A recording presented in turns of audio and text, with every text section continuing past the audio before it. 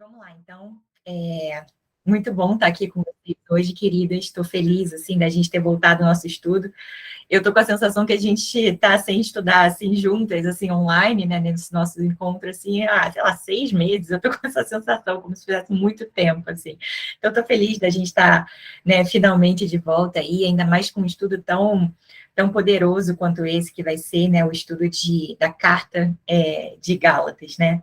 E para começar, eu queria fazer uma introdução da introdução com vocês, conversar uma coisa rapidinho, só para a gente relembrar. A Dani já falou um pouco sobre isso agora há pouco, mas eu queria falar, né, com vocês um pouquinho mais. A gente está há mais de 2 anos estudando semanalmente aqui no Ministério de Mulheres, nessa iniciativa, né, que a gente criou aqui de estudar online, né?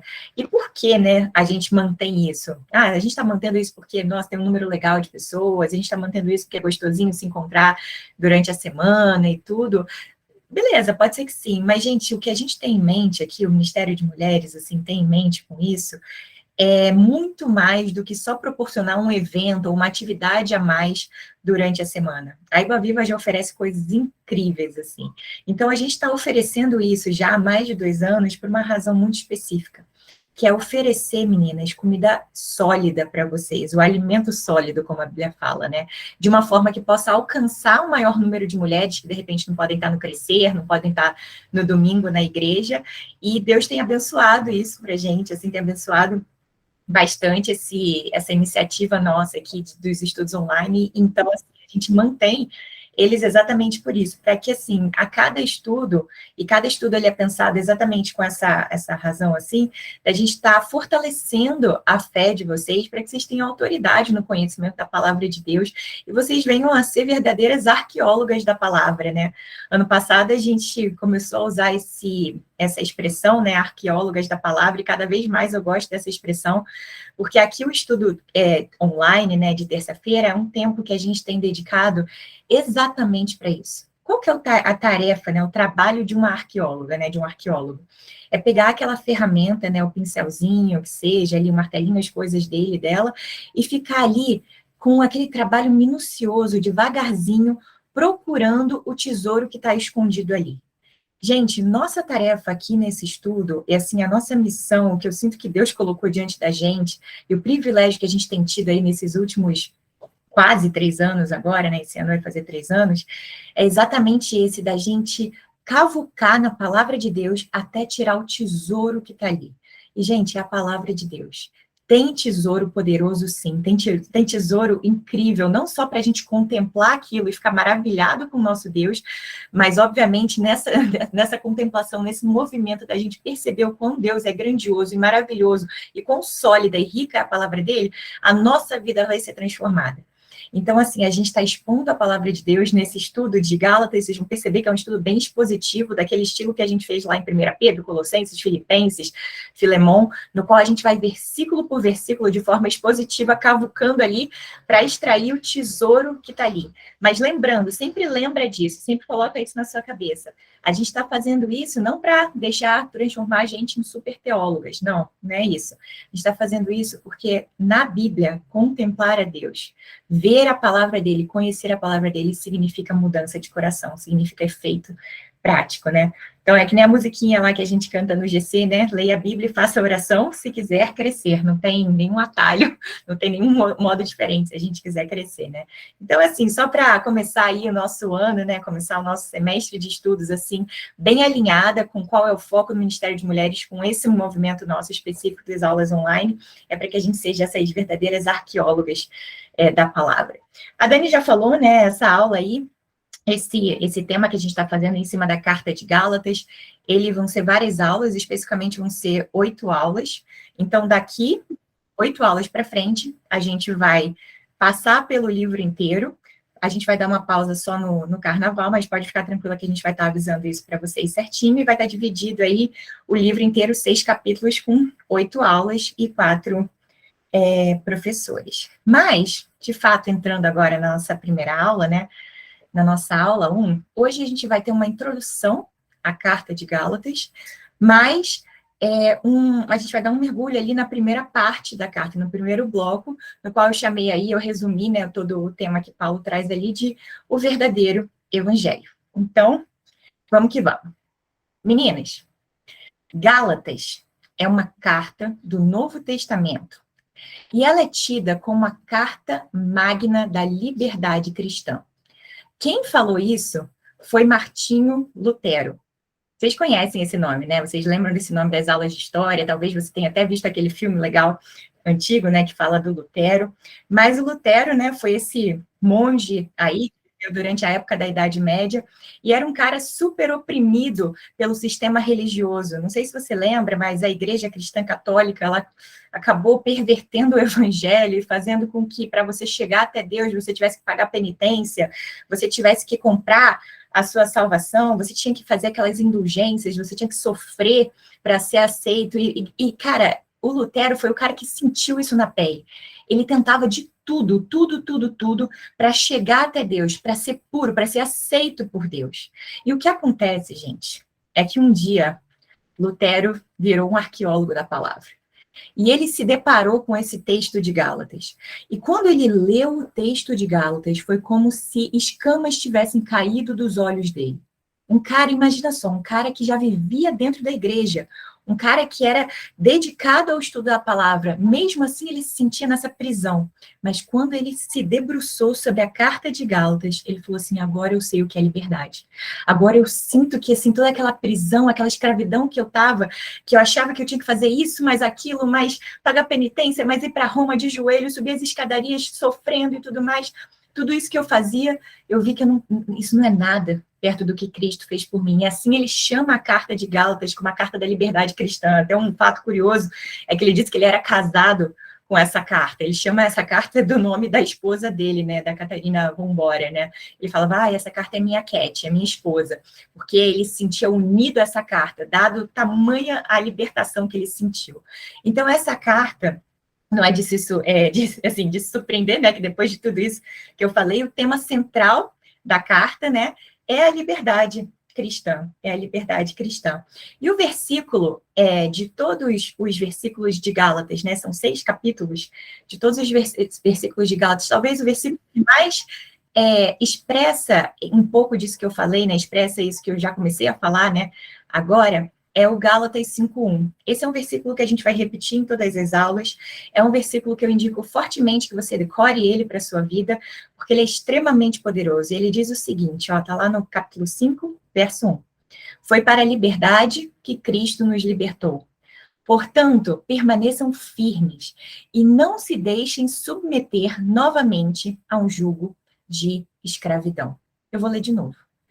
Foi para a liberdade que Cristo nos libertou. Portanto, permaneçam firmes e não se deixem submeter novamente a um jugo de escravidão. Meninas, o que a gente já consegue tirar desse versículo pequeno, mas poderoso, e que é o que sustenta toda a ideia da carta? A gente pode perguntar assim, quem que libertou a gente? Cristo nos libertou. Então, quem que nos liberta dessa escravidão, esse sentimento, essa sensação que Lutero partilhava, que Lutero sentia, que talvez muitas de vocês sintam ela numa medida ou outra, quem que é capaz de nos libertar disso? Só Cristo. E por que ele fez isso? Para liberdade, para nos libertar verdadeiramente. E aí uma última pergunta para a gente refletir e tirar uma ideia geral desse texto aí, desse versículo, né? Uma pessoa que não foi liberta por Cristo, uma pessoa que não está em Cristo, uma pessoa que Cristo não libertou, qual que é o estado natural dela?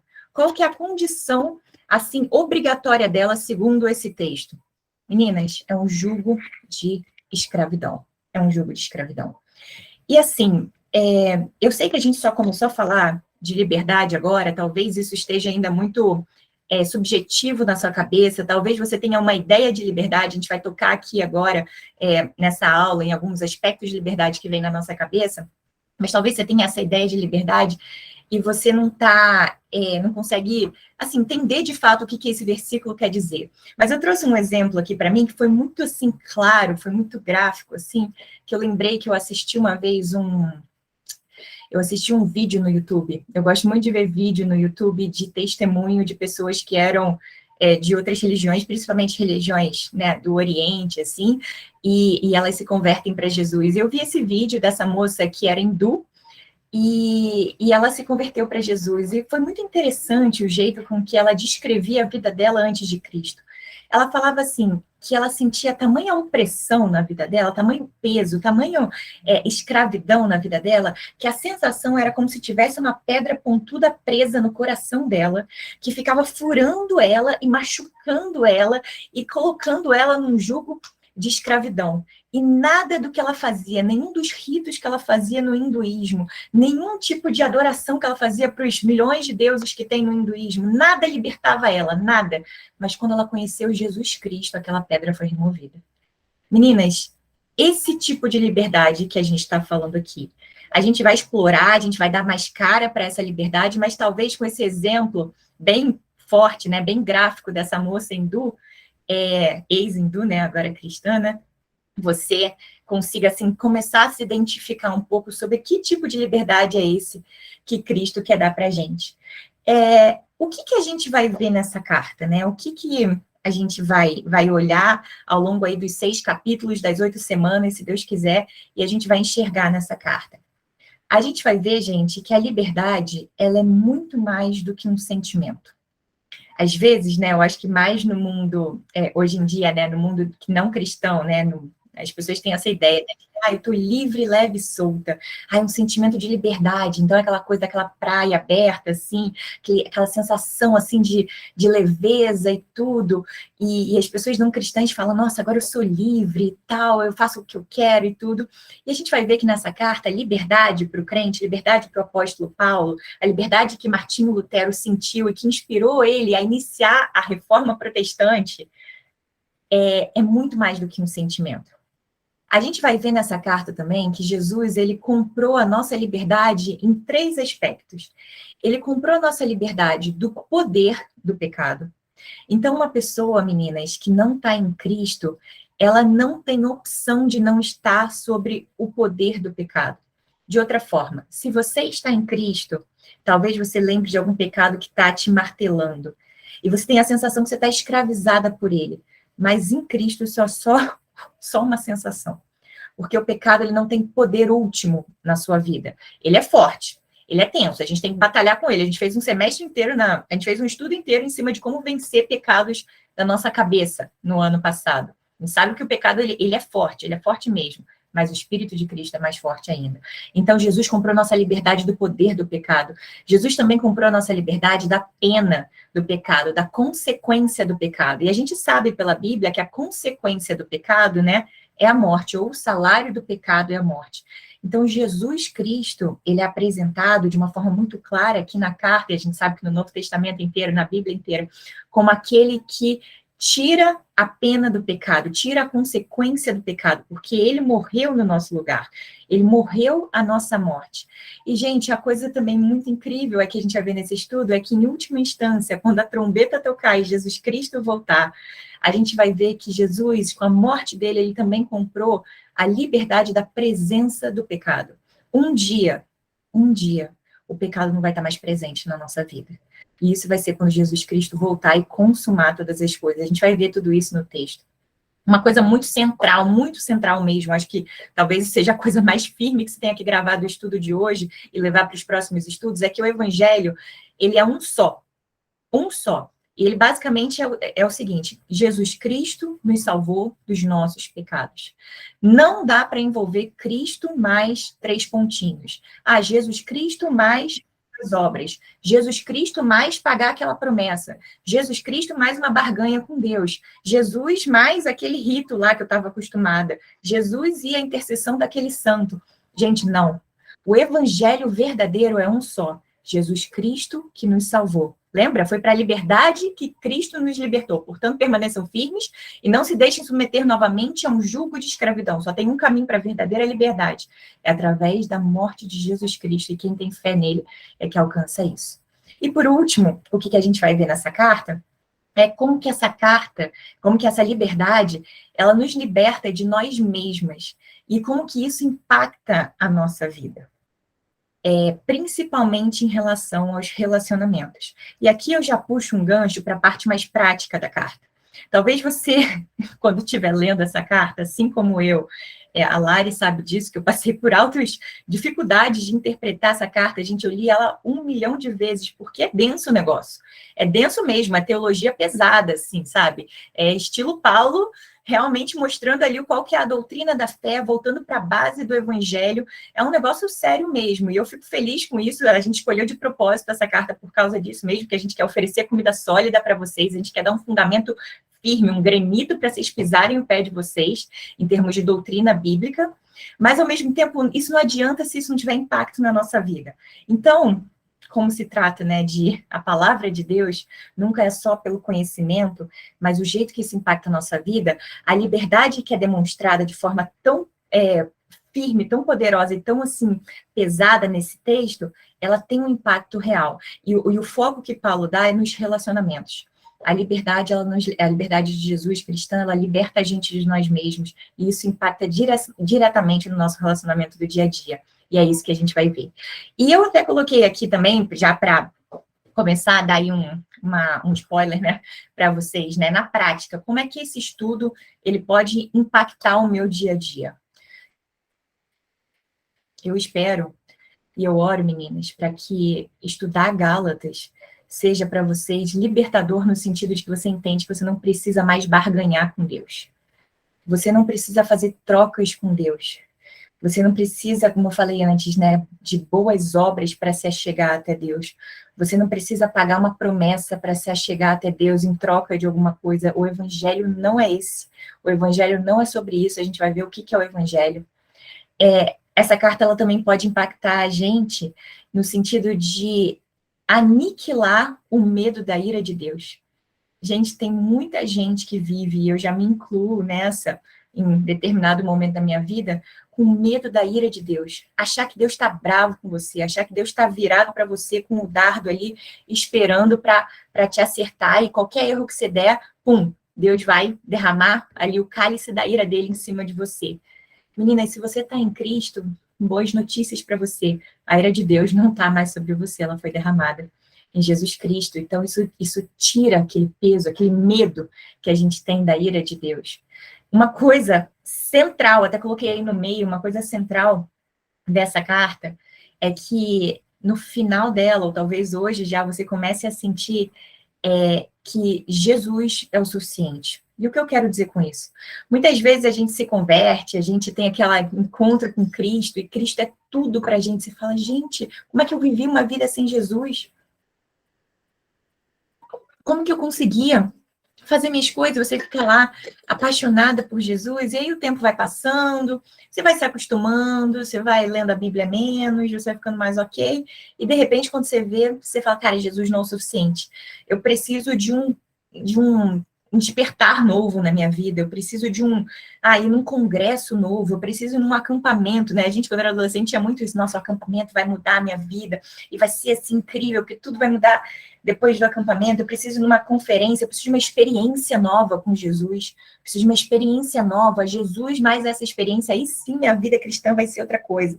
E, gente, esse estudo, ele mostra a suficiência de Jesus. Jesus sozinho é suficiente, então a gente vai provar isso.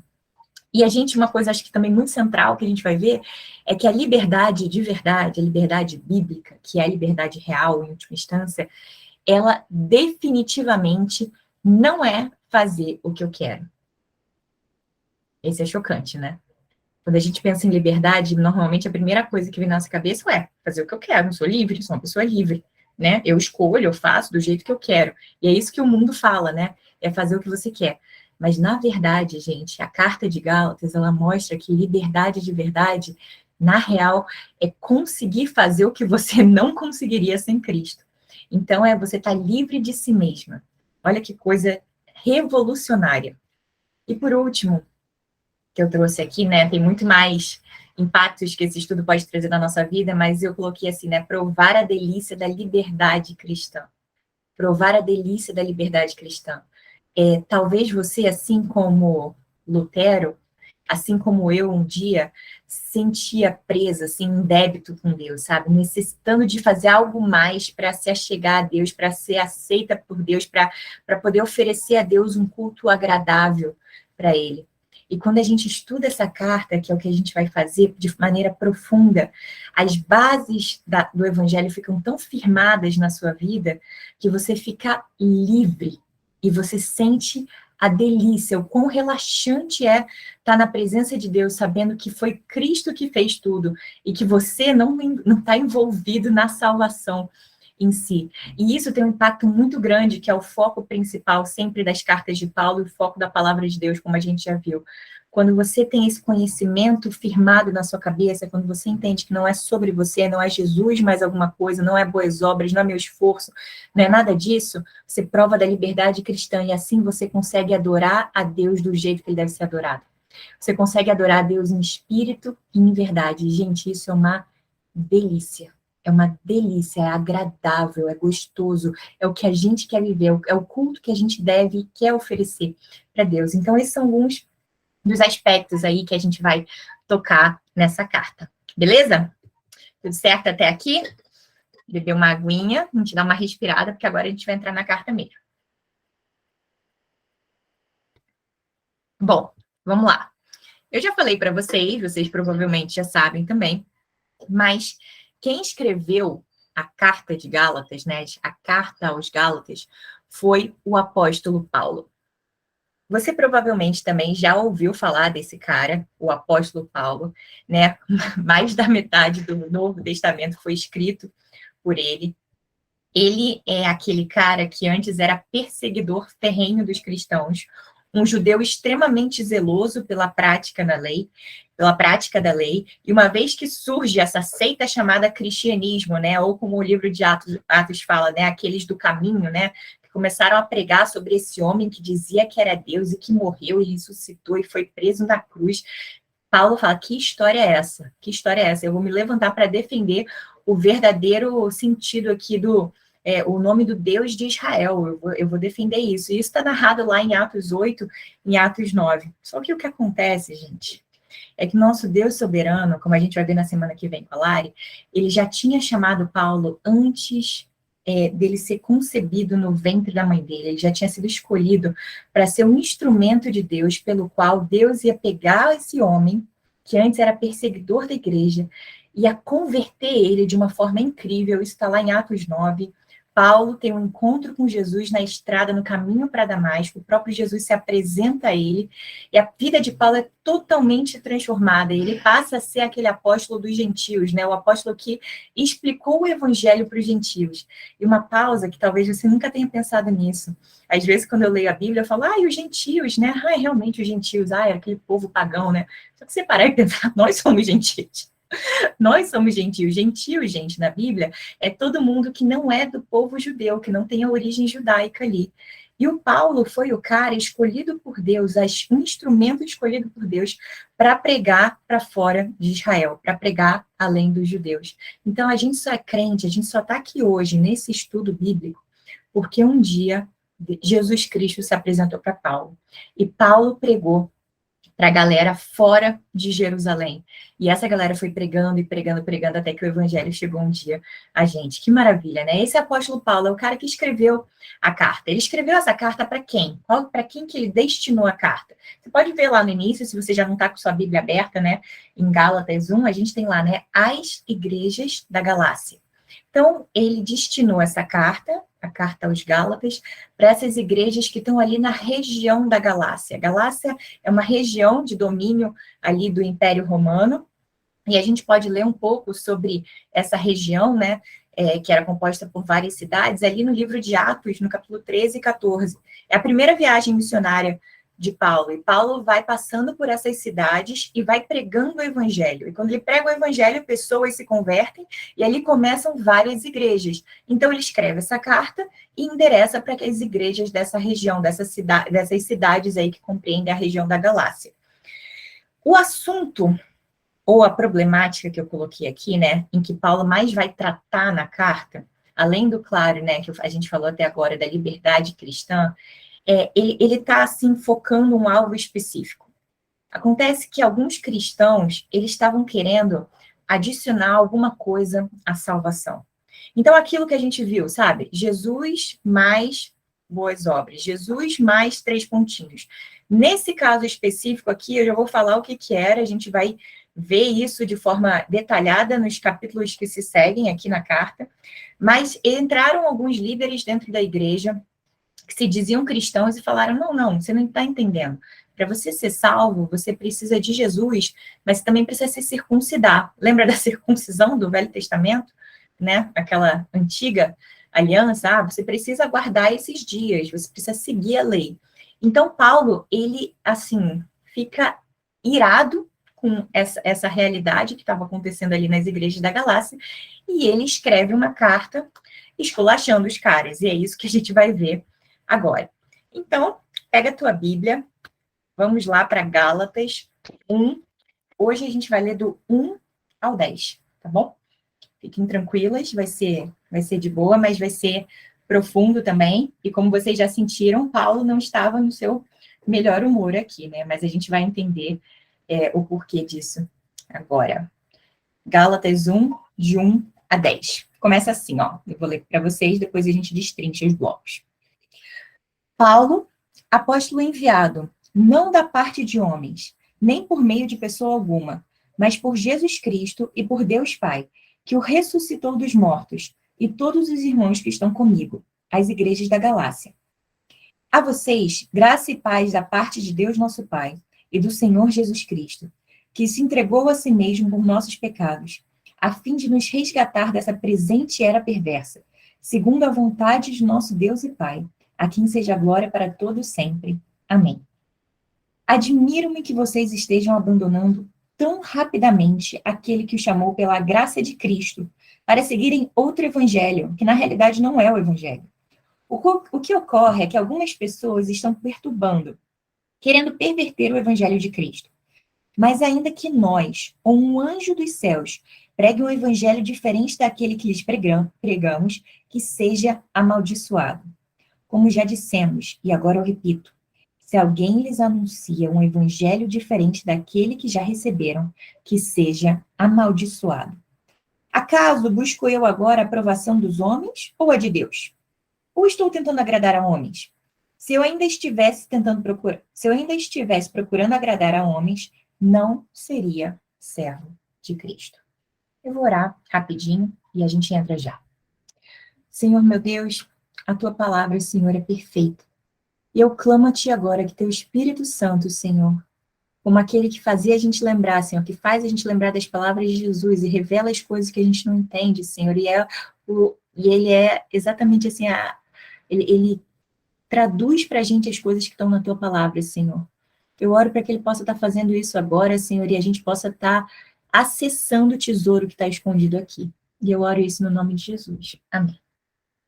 Bom, primeiro bloco, a saudação.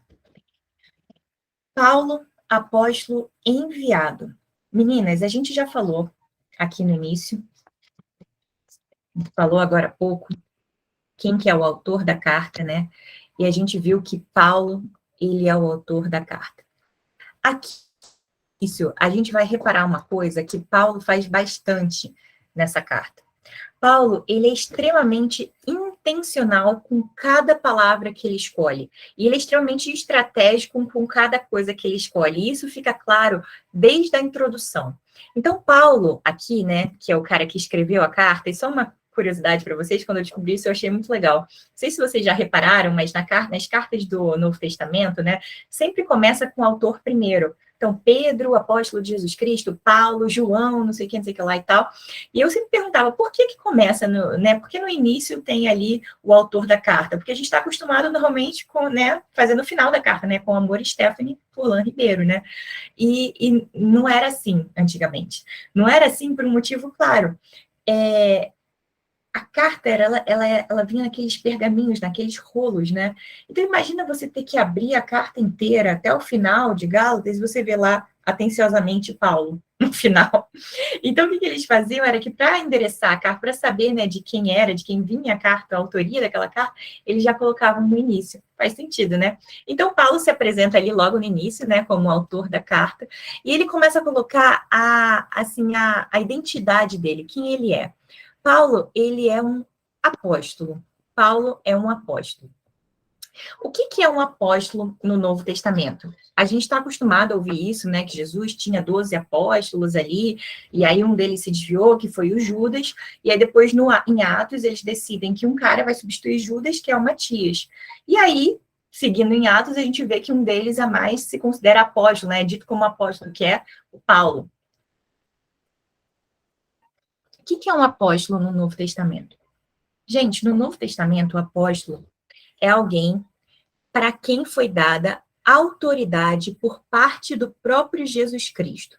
Então, essa pessoa, ela tinha que ter andado e visto e vivido com Jesus e aprendido os ensinamentos de Jesus diretamente de Jesus. E Jesus tinha que comissionar essa pessoa para uma tarefa específica. Que tarefa específica é essa? Lá no livro de Efésios, ele fala que essa tarefa do apóstolo é edificar a igreja, ou seja, fornecer os ensinamentos necessários, as bases doutrinárias, os fundamentos para que a igreja fosse edificada. Ou seja, o apóstolo é um cara que foi comissionado, escolhido por Jesus Cristo.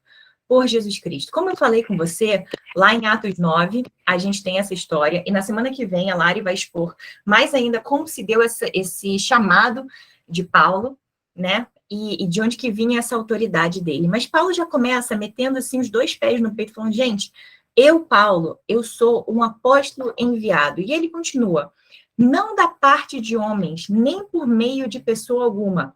Opa, olha Paulo sendo intencional aqui de novo.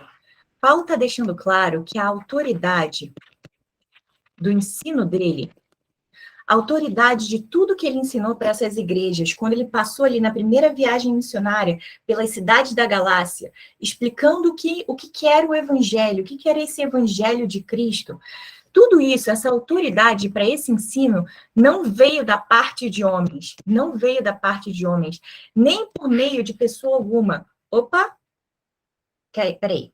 Então, Paulo está dizendo que o ensino dele, ele vem de uma coisa diferente, que não é homens, que não é de pessoa alguma. Vem de quem?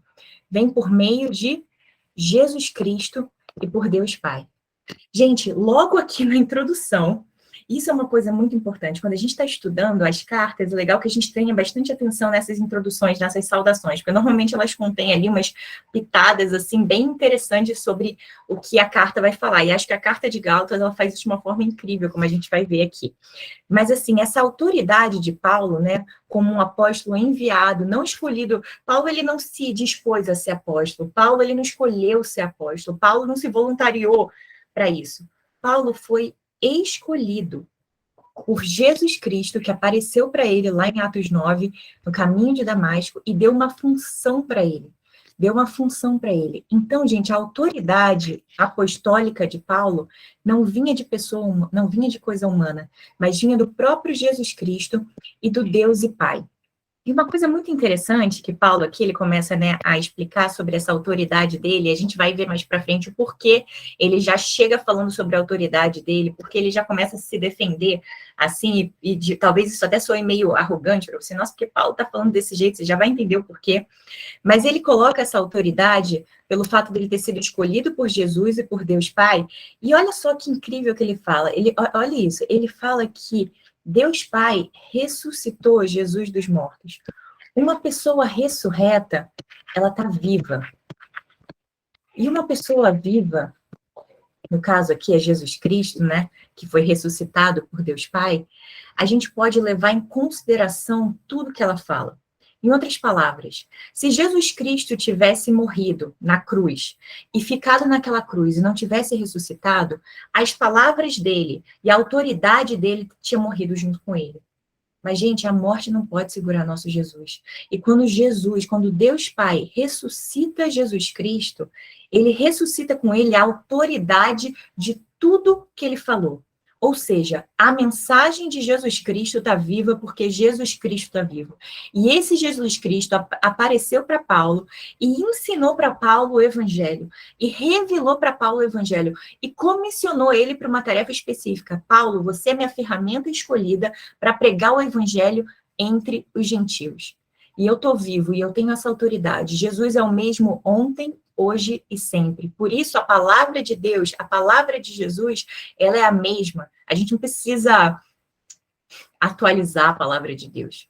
É a mesma ontem e hoje e sempre, porque nosso Jesus Cristo foi ressurreto, está ressurreto, foi ressuscitado dos mortos. E todos os irmãos que estão comigo, as igrejas da galáxia. Então, a gente viu aqui, né, para quem foi. Agora, meninas, segura aí os cintos, aperta os cintos, porque Paulo vai começar a meter bronca e vai começar aqui já dar a carinha da carta para a gente. Ele vai começar a colocar aqui o assunto que ele quer tratar. Diz o seguinte: a vocês, graça e paz da parte do nosso Deus e Pai, da parte de Deus, nosso Pai, e do Senhor Jesus Cristo. Até aí, tranquilo, né? A gente está acostumado, a gente já leu as outras cartas, a gente já leu Colossenses, a gente já leu Filipenses, a gente viu que ele começa assim, né? Graça e paz, graça e paz. A gente está acostumado com essa saudação. Beleza, Paulo de sempre, né? Aí ele começa: que se entregou a si mesmo por nossos pecados, a fim de nos resgatar dessa presente era perversa, segundo a vontade de nosso Deus e Pai, a quem seja glória para todo sempre. Meninas, olha que coisa. Na saudação, Paulo está fazendo uma coisa diferente. Paulo, ele está tocando num dos assuntos que ele quer resolver na carta, que é o seguinte: o evangelho estava sendo atacado. E logo no início, na saudação dele, o que Paulo faz? Paulo apresenta o evangelho. Paulo apresenta o evangelho aqui logo no início. E o que é esse evangelho segundo o apóstolo Paulo? O que é o evangelho? Talvez você esteja na igreja há muitos anos, talvez você seja convertida há muito tempo, talvez você seja convertida há pouco tempo e você lembre a mensagem do evangelho, a mensagem da cruz. Ou talvez você esteja aqui, caiu de paraquedas, e você nunca ouviu, nunca entendeu o que é o evangelho. Você não sabe o que significa o evangelho. E hoje a gente vai expor isso aqui para você. E com o poder de Deus e com muita oração que a gente vem fazendo, você vai receber o evangelho de Cristo, vai receber a verdadeira liberdade de Jesus. Mas olha só o que é o evangelho segundo o apóstolo Paulo, segundo esse ensinamento que ele recebeu de Jesus Cristo. Gente, o evangelho é o seguinte: graça e paz da parte de Deus, nosso Pai, e do Senhor Jesus Cristo, que se entregou a si mesmo. Jesus Cristo se entregou a si mesmo. Por quê? Pelos nossos pecados. Meninas, sem Cristo, nós estamos numa condição de totalmente afogada nos pecados. A Bíblia usa uma linguagem bem forte quando ela fala de uma pessoa sem Cristo. Efésios 2, a gente conhece esse texto, né?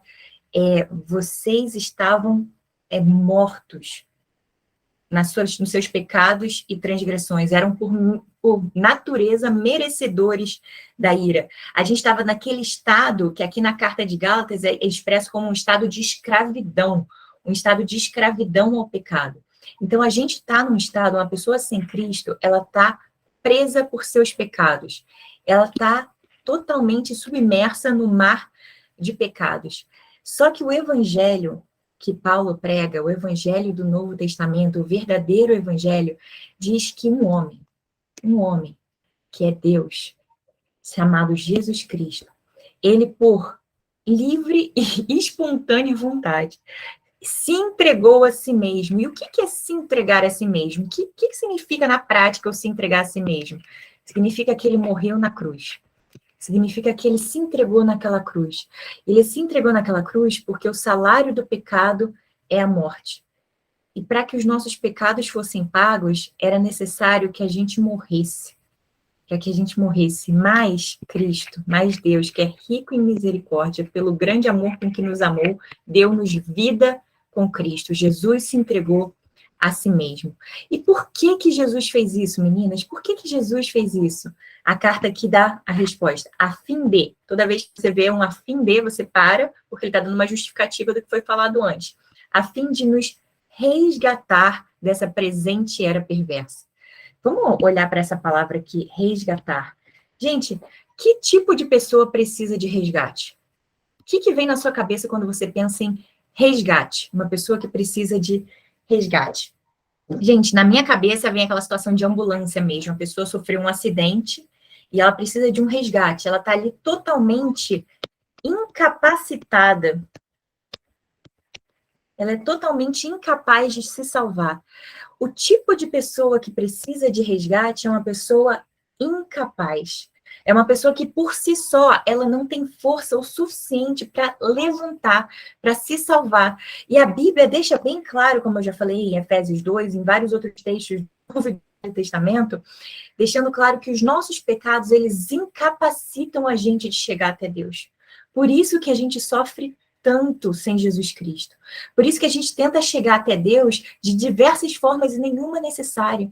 Você já sentiu isso na sua vida? Você já tentou chegar até Deus através de coisa boa que você faz? Através de ser boazinha? Através de servir na igreja? Mas Deus, eu estou aqui há 3 anos dando aula. Toda terça-feira eu dou aula. Sou boazinha, sou legal com meu marido, eu não minto tanto, né? Eu sou uma pessoa legal. Mas no fundo você sabe que isso não é o suficiente. Nós somos incapazes de nos salvar. E é necessário que uma coisa externa, alguém externo, alguém que está vivo, que foi morto, mas que está vivo, venha e nos tire dessa situação. E isso é o que Cristo fez. Cristo nos resgatou dessa presente era perversa. Segundo a vontade de Deus, segundo a vontade do nosso Deus e Pai.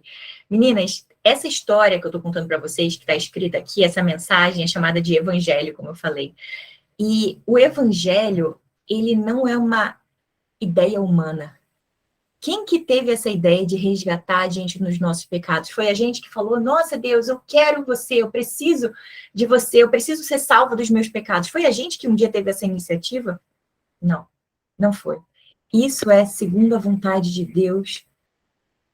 Isso é segundo a vontade de Deus, o Pai. Foi Deus que teve essa ideia, foi Deus que elaborou esse plano, isso é segundo a vontade de Deus. E meninas, esse plano de Deus da salvação não foi um tropeço. Quem estava domingo no culto ouviu a mensagem do André, que foi maravilhosa, né, sobre a soberania de Deus. Ele falou que hoje em dia tem essa teologia do opa, né, e que Deus lá fez tudo e tal, e Adão e Eva, daí comeu o fruto, deu errado, deu ruim, opa, precisamos dar um jeito na humanidade agora, né, então vamos enviar Jesus. Gente, sério? Sério? Que o nosso Deus seria assim, tão assim, pego de surpresa? Não. Meninas, antes da fundação do mundo, é o que Apocalipse diz, livro do Cordeiro que foi morto antes da fundação do mundo. Antes da fundação do mundo, Cristo já estava crucificado. O plano já estava consumado, o plano já estava finalizado. Mas o que acontece é que na plenitude dos tempos, no tempo certo, que depois que Deus criou tudo, aconteceu lá toda a história de Israel, tudo mais, o período interbíblico e tudo, veio um homem chamado Jesus Cristo, nasceu desse nascimento virginal através da Maria, na plenitude dos tempos. Jesus Cristo morreu na cruz. E quando Jesus morre na cruz, ele fala 2 palavras. Ele fala, está consumado. Está consumado. Jesus, quando ele fala está consumado, ele está dizendo que o plano de Deus para a salvação foi finalizado. Tudo que Cristo tinha que fazer aqui na Terra para salvar alguém, ele fez na cruz. Ele fez aqui no período dele, ele fez vivendo essa vida perfeita e morrendo e ressuscitando. Gente, Paulo está falando para os Gálatas, gente, seguinte, vocês que estão querendo trazer coisas para o Evangelho, acrescentar coisas para o Evangelho, acrescentar a prática da lei, acrescentar a circuncisão, acrescentar a barganha com Deus, acrescentar Jesus mais 3 pontinhos para a salvação, para ser aceito por Deus, não é nada disso. A salvação dos nossos pecados é através de um único nome, através de Jesus Cristo. E esse plano foi feito por Deus, isso não vem de homens, isso não vem de ninguém, para que ninguém se glorie. Sabe para quê?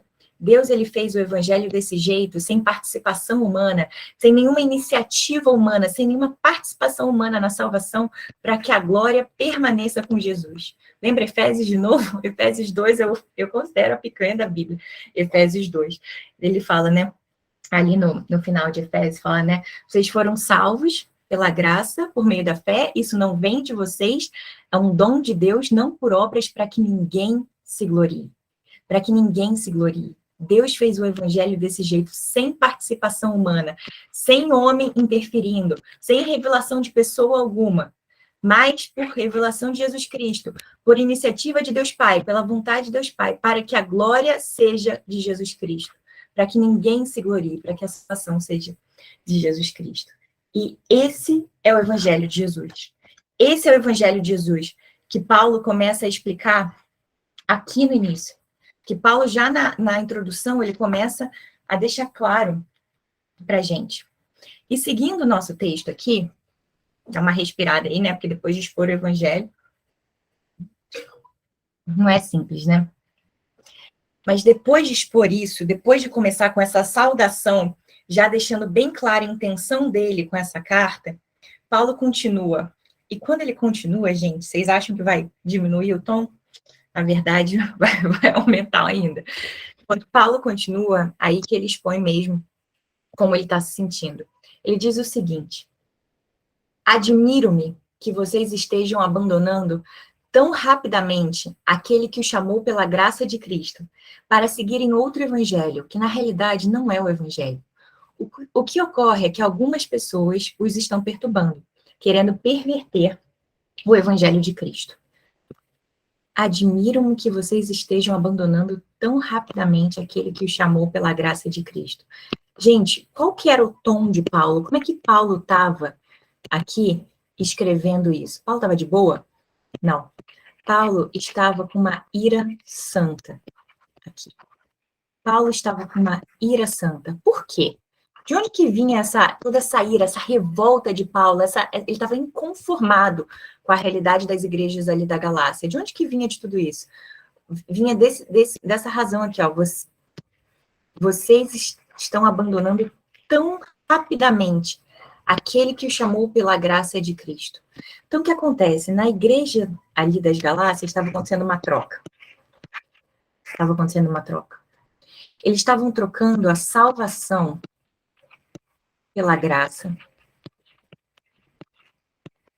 por a salvação, um tipo de salvação diferente. Uma salvação por outro meio. E Paulo fica irado com isso. E aqui, de novo, ele deixa claro que a mensagem que ele recebeu, ela é pela graça de Cristo. A mensagem que Paulo prega, o evangelho, tem a ver com a graça de Cristo. Ou seja, a revelação do evangelho, meninas, não tem a ver com obras humanas. Obras humanas não tem a ver com o quanto eu consigo guardar a lei de Deus. Não tem a ver com o quão boazinha eu sou, o quão certinha eu sou. Não tem a ver com a nossa credencial perante Deus. Mas é a graça de Cristo. Então ele fala, gente, vocês estão trocando a salvação pela graça. Aquela salvação que é independente de vocês. A salvação que vocês ouviram pregar quando eu fui aí pela primeira vez, vocês aceitaram tão bem isso. Vocês estão trocando isso para seguir outro evangelho. Para seguir uma salvação que é de um caminho diferente. Um outro evangelho. E é muito interessante que a palavra que ele usa aqui é hétero-evangelho. E hétero, em grego, é um evangelho de uma natureza diferente, né? É uma natureza diferente, é um evangelho de uma espécie diferente. Então, ele está dizendo o seguinte, vocês estão pegando a salvação pela graça e estão trocando por uma coisa que é esse outro evangelho, esse hétero-evangelho. Só que, na real mesmo, esse outro evangelho nem é evangelho. Porque quando você adiciona alguma coisa ao evangelho, ou quando você tira alguma coisa do evangelho, você não fica com metade de um evangelho, você não fica com o evangelho de um ângulo diferente. Você fica com uma coisa que não é o evangelho. Sabe aquela coisa de que uma verdade distorcida um pouquinho não é uma meia-verdade? Ela é uma mentira? É exatamente isso aqui. Meninas, não existe um evangelho um pouquinho diferente, uma renovada no evangelho. Não existe isso. O evangelho revelado por Paulo e pregado por Paulo é o mesmo. É o mesmo que está ali no Novo Testamento, a gente pode confiar totalmente nisso. Ele não muda. Não muda. E Paulo está irado que os caras estavam adicionando coisa ao evangelho. Eles estavam seguindo um evangelho que, na realidade, não é o evangelho.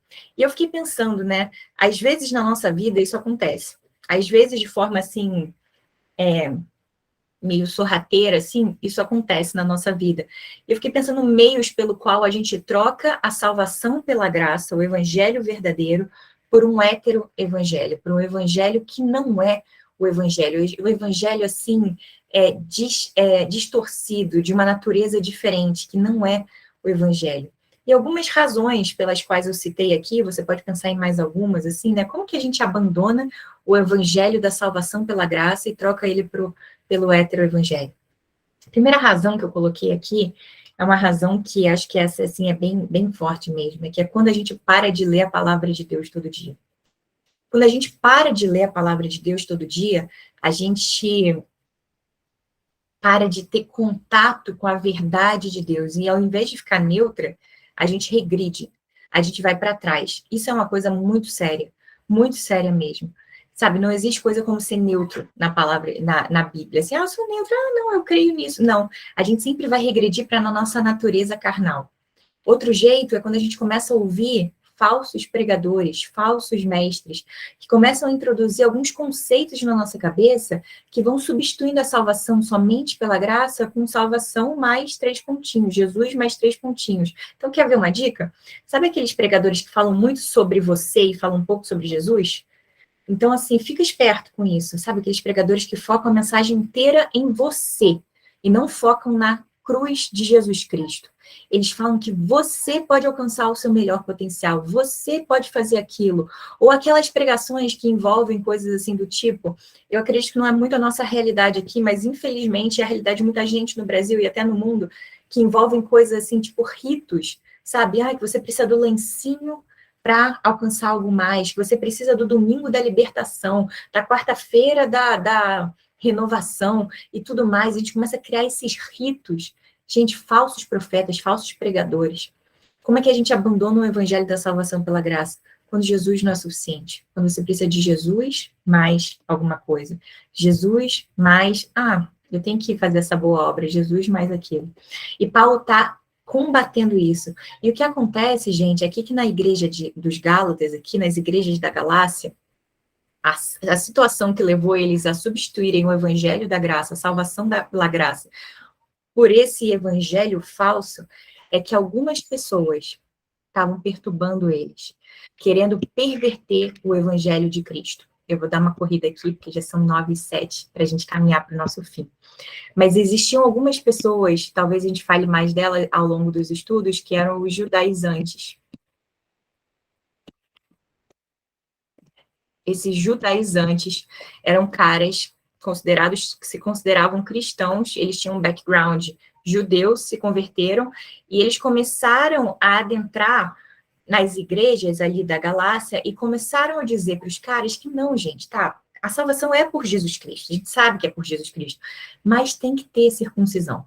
Tem que ter circuncisão, tem que guardar aquele dia especial, tem que fazer esse tipo de coisa. Então, o que aconteceu na Galácia era exatamente isso, e Paulo estava mirando nesses caras e estava mirando no ensino deles, porque eles estavam pervertendo o evangelho de Cristo. E um evangelho pervertido é um heteroevangelho, que na realidade não é evangelho. E aí Paulo começa a pegar pesado com esses caras, ele diz o seguinte, mas ainda que nós, ou um anjo do céu pregue um evangelho diferente daquele que lhe pregamos, que seja amaldiçoado. Meninas, a imagem é o seguinte, imagina na Ibaviva, está domingo aí na Ibaviva, e eis que aparece um anjo do céu. Essa imagem aqui é só ilustrativa, obviamente, mas pensando ali em Isaías 6, né, na revelação que tem os anjos diante ali do trono de Deus, né, cada um com 2 asas e tal, assim, aquela figura bem, bem forte que é os anjos ali, né? Imagina que um anjo do céu aparece na Ibaviva. Esse anjo aí aparece na Ibaviva. E ele começa a pregar um evangelho diferente. Ele chega e fala assim, eis que trago notícias melhores do que as boas novas. Eis que trago uma revelação a mais do que o evangelho. Para a salvação é necessário crer em Cristo, mas também é necessário que vós creiais, sei lá, em 3 pontinhos. Meninas, se essa cena seríssima acontecesse na Iba Viva num domingo, sabe qual devia ser a nossa resposta, segundo Paulo? Você devia olhar, você que é arqueóloga da palavra de Deus, você que está aqui no estudo de Gálatas e que está sabendo o que é salvação pela graça, que vai criar uns fundamentos fortes aqui para que seja a salvação só por Jesus Cristo e nada mais. Você olha para aquele anjo nos olhos dele, sabe o que você fala para ele? Volta para o inferno. Volta para o inferno. Que você seja anátema, que você seja amaldiçoado. Amaldiçoado. Paulo está deixando claro, gente, se vocês recebem uma mensagem, nem que seja de um anjo, que diz que é um anjo dos céus, uma mensagem diferente dessa revelada no Novo Testamento, dessa que foi me dada diretamente por Jesus Cristo, dessa que eu expus para vocês, dessa que a gente acabou de ler ali nos versículos iniciais da saudação, que essa pessoa, que esse anjo, que nós, que quem pregou isso seja amaldiçoado. E o lugar da maldição, a maldição é a separação de Deus, o lugar da maldição é o inferno. Então, volta para o inferno, seu anjo caído, porque esse evangelho é um heteroevangelho, não é o evangelho. Como já dissemos, e agora repito, se alguém lhes anuncia um evangelho diferente daquele que já receberam, que seja amaldiçoado. E caminhando aqui já para o fim, meninas, Paulo, ele dá uma amarrada final, contrastando o ensino dele com o ensino dos judaizantes.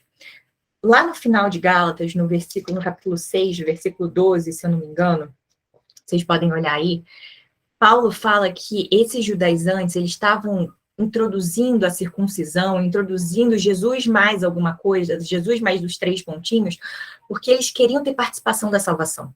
Porque eles queriam se orgulhar de que, tipo, eu sou boa o suficiente para... Né, Jesus me quis, né? Ele olhou para mim e falou, nossa, essa aí, né? Eu quero Stephanie, eu quero porque ela é muito, muito boazinha, hein? Ela é legal, hein? Eu quero ela. Gente, Paulo, ele contrasta esse ensino dos judaizantes com o ensino do evangelho puro. E ele fala o seguinte, acaso eu busco a aprovação dos homens ou a de Deus? Eu estou tentando agradar homens? Se eu ainda estivesse procurando agradar homens, eu não seria servo de Cristo. Lá em Atos 9:15, Jesus vira para Ananias, o cara que curou Paulo, né, que tirou a cegueira dele quando ele viu Jesus, e fala o seguinte, esse homem Paulo aí, ele é a minha ferramenta escolhida para pregar o evangelho aos gentios. E ele diz a seguinte frase, que para a gente é um choque. Ele fala o seguinte, Jesus vira para Ananias e fala o seguinte, eu vou mostrar para ele o quanto ele deve sofrer pelo meu nome. Você conhece a história de Paulo? Se teve alguém que sofreu pelo nome de Cristo, é Paulo. E Paulo está falando o seguinte, gente, se eu quisesse agradar a homens, se eu quisesse ser que nem os judaizantes, se eu quisesse ter participação na salvação, para que eu pudesse me orgulhar de alguma coisa, eu não seria servo de Cristo, porque a minha mensagem, o evangelho anunciado por mim, ele não é de origem humana. Isso aqui é o versículo 11. A gente vai tratar na semana que vem, mas eu coloquei porque ele fecha bem isso aqui. O evangelho anunciado por mim, ele não é de origem humana. Ele não é de origem humana. Então, gente, para com isso de querer acrescentar ao evangelho coisa extra, coisa a mais para ser aceito por Deus. Isso não é de origem humana. O verdadeiro evangelho, ele nunca segue as inclinações naturais do orgulho humano. Se você parar e voltar ali no versículo 3 ao 6, né, 3 ao 5, em que a gente expôs o evangelho, você parar e ler aquilo de verdade, você fala, gente, que coisa louca. Que coisa louca, não tem nada que parece humano aqui. Não tem nada que possa dizer, nossa, o orgulho humano se sobressaiu aqui, teve participação humana. Não tem nada disso. O evangelho verdadeiro, ele nunca segue as inclinações naturais do orgulho humano. E Paulo expõe isso, contrastando o evangelho dele com esse evangelho hétero, esse hétero-evangelho dos judaizantes. E para a gente finalizar, para a gente pensar, e para a gente responder na nossa cabeça de forma sincera,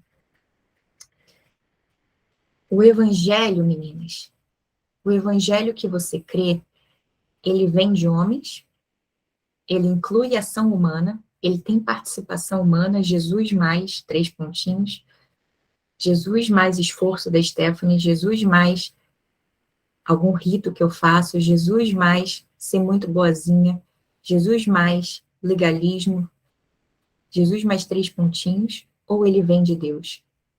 É uma coisa que foi oferecida pela graça de Deus, e eu simplesmente sou um receptáculo daquilo ali.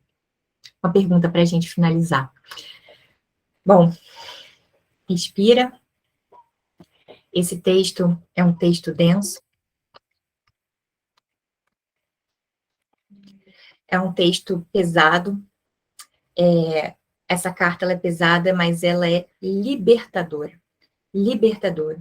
E eu espero, meninas, que ao fim desse primeiro estudo, e, obviamente, no final do estudo de Gálatas, a gente prove, assim, da leveza da liberdade em Cristo, e a gente prove, ao mesmo tempo, peso das doutrinas que são apresentadas aqui, e a gente rejeite tudo que é heteroevangelho na nossa vida.